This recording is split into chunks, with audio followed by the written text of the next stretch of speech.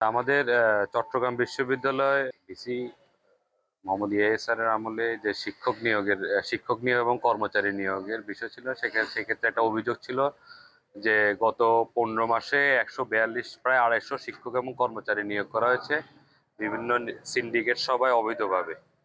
তো সেই প্রেক্ষিতে আমাদের এই অভিযানের প্রেক্ষিতে আমরা অভিযোগে ছিল যে ফার্সি ডিপার্টমেন্ট, তারপর ফিনান্স ডিপার্টমেন্ট এবং ক্রিমিনোলজি ডিপার্টমেন্টে কিছু শিক্ষকের আত্মীয়দের শিক্ষক হিসেবে নিয়োগের একটা প্রক্রিয়া হয়েছে এবং ল্যাবরেটরি স্কুলের অধ্যক্ষ হিসেবে নিয়োগপ্রাপ্ত হয়েছেন। এবং যারা নিয়োগপ্রাপ্ত হয়েছেন তারা সবাই কেউ না কেউ তাদের আত্মীয় হিসেবে আমরা দেখেছি আর কি। স্বজনপ্রীতির একটা বিষয় আছে কিনা সেটা পরবর্তীতে আমরা রেকর্ডপত্র পর্যালোচনা সেটা বলতে পারবো। বাট দেখেছি যে যে অভিযোগটা আছে সেই অভিযোগের প্রেক্ষিতে ওনাদের প্রবিসি শামীম শামীম স্যারের মেয়ে ফিনান্স ডিপার্টমেন্টে প্রবিসি কামাল কামাল স্যারের কথিত ভাগিনা ছিল, যদিও উনি সেটা অস্বীকার করেছেন। তারপর সেটা আমরা দেখবো, আমরা আরো রেকর্ডপত্র পর্যালোচনা করে দেখবো যে তারা নিয়োগ প্রক্রিয়াটা তাদের বৈধ ছিল কিনা, বা আমরা লিখিত এবং মৌখিক পরীক্ষার নাম্বারটা পাইনি, কারণ সেটা ইএএসআর এর কাছে আছে এবং ইএএসআর আজকে কার্যালয়ে অনুপস্থিত ছিলেন। পরবর্তীতে আমরা সেই রেকর্ডপত্র চেয়ে আমরা বিস্তারিত প্রতিবেদন কমিশন বরাবর দিতে পারবো। এই পর্যন্ত আমরা এখন পর্যন্ত বলতে পারবো না যে নিয়োগ প্রক্রিয়াটা বৈধ অবৈধ ছিল কিনা, কারণ আমাদের কাছে এখনো নাম্বার শিটটা আমাদের কাছে নেই। তো এটা একটা বিষয়। আর কিছু অভিযোগ ছিল যে ফার্সি ডিপার্টমেন্টের প্ল্যানিং ডিপার্টমেন্টের সুপারিশ ছিল না, তারপরও আমাদের এখানে একটা নিয়োগ প্রক্রিয়া হয়েছে। তো প্ল্যানিং বাংলা ডিপার্টমেন্টেরই একটা প্ল্যানিং কমিটির সুপারিশ ছিল না, যদিও বাংলা ডিপার্টমেন্টে আমি দেখি নাই যে 565তম সিন্ডিকেট সভা বা 564তম সিন্ডিকেট সভায় কোনো ধরনের নিয়োগ হয়েছে। তারপরও ফার্সি ডিপার্টমেন্টের প্ল্যানিং কমিটির সুপারিশ নেই, সেটা আমরা রেকর্ডপত্রে দেখেছিলাম। তো তারপর তারা ওনার আইন কানুন আমরা দেখেছি, ওনাদের আইন কানুন পর্যালোচনা করব।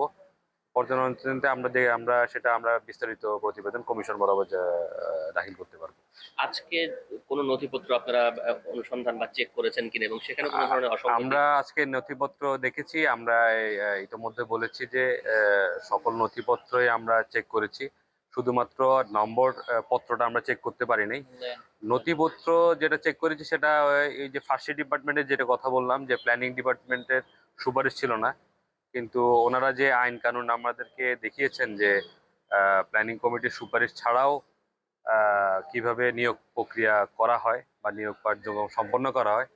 তো আমরা এক্সপার্ট ওপিনিয়ন নিব এই বিষয়ে, বা আমরা আরো রেকর্ডপত্র পর্যালোচনা করব, সেই বিষয়ে আমরা পরে বিস্তারিত আহ, মতামত আমরা দিতে পারবো। এর আগে আমরা বলতে পারবো না যে সেটা আইনানুগ হয়েছে কিনা।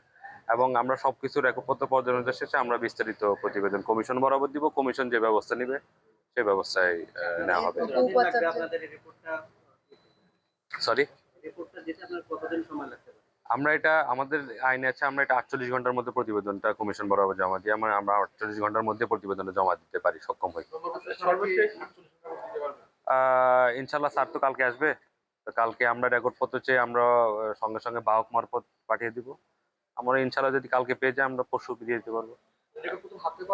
হ্যাঁ, ইনশাল্লাহ। জি, আজকে যে আপনারা সাবজেক্টের সাথে কথা বলেছেন সেখানে স্যাররা কি এই যে নিয়োগের ব্যাপার নিয়ে, অর্থাৎ নিয়ম বহির্ভূত ভাবে যে নিয়োগের কথা উঠছে, অভিযোগ উঠছে, সেই ব্যাপারে তারা কি বলেছেন, তাদের বক্তব্য? না, তাদের সপক্ষে অনেক রেকর্ডপত্র দেখিয়েছেন, তারা নিয়োগ প্রক্রিয়া এটা সবকিছু বৈধভাবে হয়েছে এবং তারা বলেছেন যে ইএএসআর এর আমলে সবচেয়ে বেশি স্বচ্ছ প্রক্রিয়া নিয়োগ প্রক্রিয়া হয় তাদের বক্তব্য অনুযায়ী। তো আমরা সেটা দেখবো, আমরা সেটা এখনো বলতে পারছি না, আমরা রেকর্ডপত্র দেখে আমরা এটা আপনারা কি সন্তুষ্ট তাদের বক্তব্য? না, এটা আমি আপনাকে ডিরেক্টলি আপনি বলতে পারবো না, আমি রেকর্ডপত্র পর্যালোচনার আগে আমি কোনো ধরনের কমেন্ট করতে চাচ্ছি না। আরেকটা বিষয় হচ্ছে ভাইয়া, এর আগেও দুজন উপাচার্য ছিলেন, ইফতেখার উদ্দিন চৌধুরী, শিরিন আক্তার, তাদের ব্যাপারেও দুদকে অভিযোগ ছিল এবং তারাও তদন্ত কমিটি গঠন সহ অনুসন্ধান কার্যক্রম করেছে।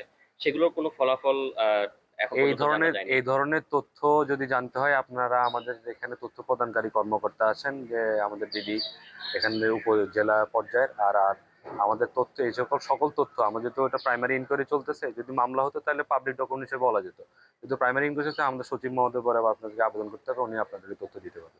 কিন্তু আমরা আমাদের ইন্টারনাল ইনকোয়ারি সম্পর্কে এভাবে বলতে পারবো না, আইনগত বাধা আছে। জি, না, সর্বোচ্চ সিন্ডিকেটে 150 নিয়োগে হয় নাই, সর্বোচ্চ সিন্ডিকেটে 18 জন শিক্ষকের নিয়োগ হয়েছে।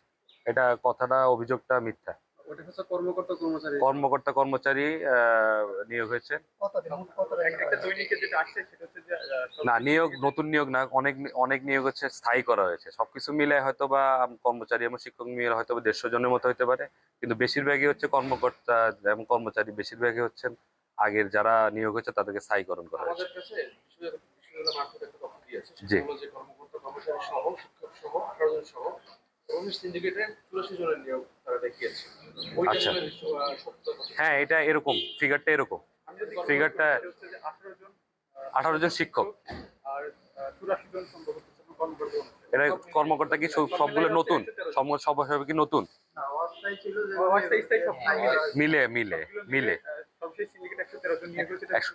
ইয়েস, এরকম অ্যারাউন্ড এরকম আমরা রেকর্ড পত্র পেলে একদম একদম স্পেসিফিক্যালি বলতে পারবো, তবে সামাও অ্যারাউন্ডটা এরকম, আনুমানিক এরকম।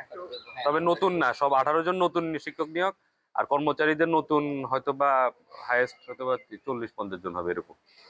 আর বাকিরা স্থায়ী কর্মচারী। বাকিটা হচ্ছে স্থায়ীকরণ, মেবি, আমি এখনো শিওর হয়ে বলতে পারতেছি না, তবে অ্যারাউন্ড আপনি যেটা বললেন স্থায়ী এবং নতুন মিলে 113 জন এরকম। আচ্ছা, প্রবিসি শামীম স্যারের মেয়ের বিষয়ে যেটা এসেছে এখানে যে 12 নম্বর সিরিয়াল থেকে উনি নিয়োগ পেয়েছে, এই বিষয়টা আপনারা কোনো স্পষ্ট তথ্য পেয়েছেন? না না, 12 নম্বর সিরিয়াল, 13 নম্বর বা 18 নম্বর সিরিয়াল হতেই পারে, যদি রেকর্ড পত্র অনুযায়ী আমরা দেখবো উনি সেরকম যোগ্য কিনা।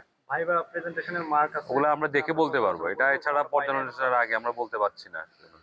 Thank you. মানে কি লিখিত, তারপরে হচ্ছে ভাইবা, এর মধ্যে মানে ন্যূনতম জায়গায় নাম্বারটা দরকার জি এক্সামে বসার। জি, এটা হওয়ার পরেও মানে যে পরীক্ষায় সিরিয়াল পেছনে থাকার পরও ন্যূনতম না। ডিপার্টমেন্টের সিজিপি কম থাকার পরও ওদিক দিয়ে যদি ডিপার্টমেন্টের একটা আনফরচুনেটলি আপনাদের ডিপার্টমেন্টের সিজিপি এটাকে কাউন্ট করা হয় না শিক্ষকতা নিয়ে। ন্যূনতম যেটা সেটা কাউন্ট করা হয়। ন্যূনতম যেটা সেটা কাউন্ট করে, সেটা কোনো ভাই আপনাকে যে রেসে আগায় দিবে সেই ধরনের কোনো ধরনের নাই, আপনারা হয়তো বা জানেন, কিন্তু আমি যেটা তো জানি না। প্রক্রিয়া চলছে, আপনারা কি সেটা দেখেছেন? না, আমরা এই সম্পর্কে আমাদের অভিযোগে নাই। 15 মাসে 250 নিয়োগের একটা বিষয় আসছে। তো আপনারা যে মানে নথিপত্র কেটে এটা দেখছেন কেন? মানে প্রয়োজন অতিরিক্ত নিয়োগ দেওয়া হচ্ছে নাকি প্রয়োজনে এই নিয়োগ দেওয়া হচ্ছে? এটা কিভাবে দেখছেন? প্রয়োজনের অতিরিক্ত এখন পর্যন্ত পাইনি আমরা রেকর্ড পত্র পর্যালোচনা শেষে। তো প্রয়োজনের এখন পর্যন্ত গ্যাপ, আমাদের অর্গানোগ্রামে 1200-র মতো খালি আছে, 1200-র মতো খালি ছিল, এখন পর্যন্ত 1000-এর মতো পদ ফিল আপ আছে, আরো 200 আর শিক্ষকের কথা বলতেছি আমি শুধুমাত্র। এটা বিশ্ববিদ্যালয় প্রশাসন আমাদেরকে এটাই জানিয়েছে যে আরো 200টা আমিও রেকর্ড পত্র পর্যালোচনা শেষে এরকমই দেখলাম, তারপর আমি ডিটেলস বলতে পারবো যখন রেকর্ড পত্র আরো আসবে। আমরা তো চিঠি দিছি, এটা তো সারাদিনের প্রক্রিয়া, আমরা চিঠি দিব, চিঠির যেটা অভিযোগ আসছে সেটা হচ্ছে যে কি মানে প্রয়োজনীয় অতিরিক্ত নিয়োগ করা হচ্ছে। এখন পর্যন্ত আমি রেকর্ড পত্রে পাইনি এখন এই পর্যন্ত। প্রশাসন মোট কতটি নিয়োগ দিয়েছে এই বিষয়ে আপনাদেরকে কোনো তথ্য জানিয়েছে? হ্যাঁ, আমার তথ্য আছে, আমি আপনাকে বললাম যে এটা অ্যারাউন্ড 250 জনের মতো হয়। আমরা সিরিয়াল করেছি তো টোটাল, দায়িত্ব নেওয়ার পর থেকে 250 জন, তার মধ্যে সবাই কিন্তু নতুন নিয়োগ না, সব অনেক বেশি, ম্যাক্সিমাম স্থায়ী আছে।